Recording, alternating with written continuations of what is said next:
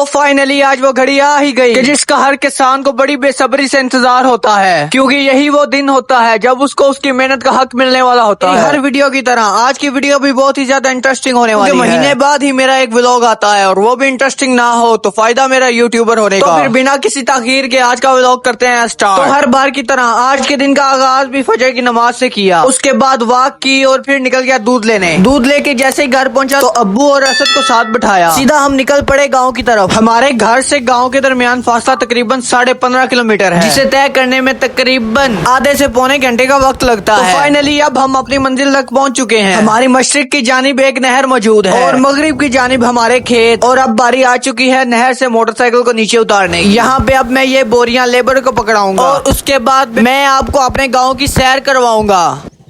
तो इस वक्त जहाँ मैं मौजूद हूँ ये हमारा पुराना घर है और ये है हमारे गांव की सुनसान गलियाँ। मेन गली से बाहर निकलते ही आपको एक तालाब नजर आएगा और उस तालाब के बिल्कुल सामने आपको एक प्राइमरी स्कूल नजर आएगा। ये दोनों तालाब आपको प्राइमरी स्कूल के बिल्कुल सामने नजर आएंगे और जैसे ही आप इन तालाबों को क्रॉस करेंगे तो सामने आपको दो नहरें नजर आएंगी। एक नहर कच्ची नहर के नाम से जानी जाती है और दूसरी पक्की नहर के नाम से जानी जाती है। ये नहर जिसे पक्की नहर कहा जाता है ये लिंक कनाल के नाम से जानी जाती है। ये नहर दरियाए रावी और सतलुज को आपस में मिलाती है। तो फाइनली अब हम उसी जगह पहुंच चुके हैं जहां से अब हमने गंदम की कटाई शुरू करवानी है।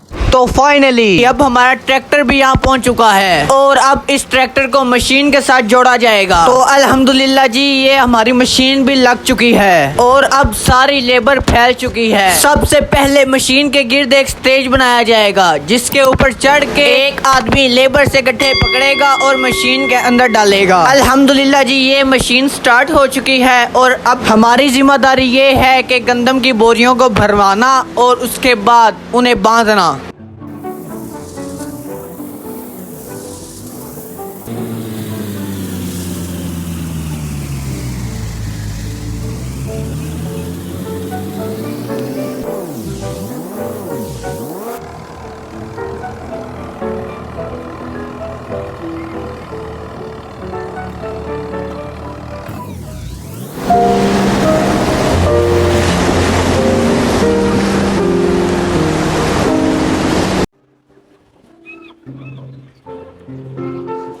तो जनाब बोरियां हो चुकी हैं खत्म और अब मैं जा रहा हूं गांव की तरफ बारदाना मर्चेंट पे बोरियां लेने। तो जनाब बोरियां लाके मैंने पकड़ा दी हैं और यहाँ पे नहर के किनारे पे अब हो रही है लोडिंग। अब बारी है मजदूरों को उनका मुआवजा देने की। उनका मुआवजा अदा करके जैसे ही हम फारिग हुए मैंने और असद ने ठान ली एडवेंचर करने की। तो फिर क्या था, हम चढ़ के बैठ के रक्शे पे और यही एडवेंचर हमारा यादगार बन गया। यादगार कुछ इस तरीके से बना कि हमने ऊपर बहुत सारी रील्स बनाई और उसके बाद इकट्ठे बहुत सारे चैलेंजेस का सामना किया। मैं तेरे कज़न नहीं। अच्छा ठीक हो गया। तो ये मेरे साथ बैठा होगा। हमारी आगे तूड़ी जा रही 3 किलो की, कितने 3 किलो की है डाले जा ये मैं हूँ और ये असद है और हम रक्षे के ऊपर एडवेंचर कर रहे हैं। क्या कर रहे हैं? हाँ ये देख रहे। तो फाइनली अब ये वो जगह है जहाँ पर हमारा टायर पंक्चर हो चुका है। आसपास कोई पंचर वाली दुकान ना होने की वजह से ड्राइवर ने खुद ही टायर को खोला, पुराना टायर उतारा और अपने पास मौजूद टायर को लगाया और फिर उसे फिक्स कर दिया। एक ये और एक उससे पीछे खड़ा हुआ है और जो पंचर हुआ पड़ा है। टायर भी अब फिक्स हो चुका है, ऊपर से मौसम भी बहुत ज्यादा खराब हो गया है। खतरा इस चीज का है कि बस बारिश ना हो जाए। अगर बारिश हो गई तो सारी की सारी गंदम खराब हो जाएगी। आंधी भी बहुत तेज हो चुकी है और मेरा ऊपर बैठकर गुजारा करना बहुत ज्यादा मुश्किल हो चुका है।